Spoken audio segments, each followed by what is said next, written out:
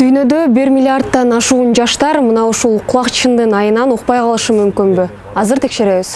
ЖМКларда марттын башында дүйнө жүзү боюнча 1,1 миллиардтан ашуун жаштар кулакчындын айынан укпай калышы мүмкүндүгү тууралуу жаңылыктар жарыяланды. Биздин редакция бул маалыматтын чын же жалган экенин текшерип көрдү. Дүйнөлүк саламаттыкты сактоо уюмунун сайтында бул тууралуу материал ушул жылдын 27 февралында чыккан. Анда окумуштуулар негизги фактыларды келтиришип, 2050 жылга карата болжолдорду келтиришкен. Уюмдун маалыматына ылайык 2,5 миллиардка жакын адамдын кандайдыр бир деңгээлде угуусу начарлап, кеминде 700 миллион адам угуу көйгөйү боюнча реабилитациялык кызматтарга муктаж болот. Дүйнө калкынын 5%дан ашыгы же 430 миллион адам угуусунун начарлоосу менен күрөшүү үчүн реабилитацияга муктаж.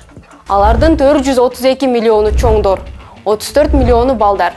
Бул көрсөткүч 2050 жылга чейин 700 миллиондон ашышы же ар бир 10-чу адамдын угуусу начарлоосу мүмкүндүгү божомолдонгон. Мындан тышкары дүйнөлүк саламаттыкты сактоо уюму дүйнөдө 1,1 миллиардтан ашык жаштар музыканы бийик коюп укканына байланыштуу чын эле угуу сезиминин жоготуу коркунучу алдында турарын маалымдаган.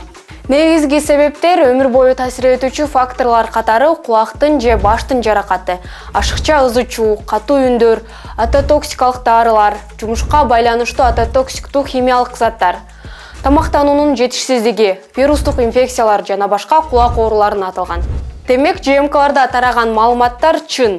Дүйнөлүк саламаттыкты сактоо уюму дүйнөдө 1,1 миллиардтан ашуун жаштар кулакчындын айынан укпай калышы мүмкүндүгүн маалымдаган.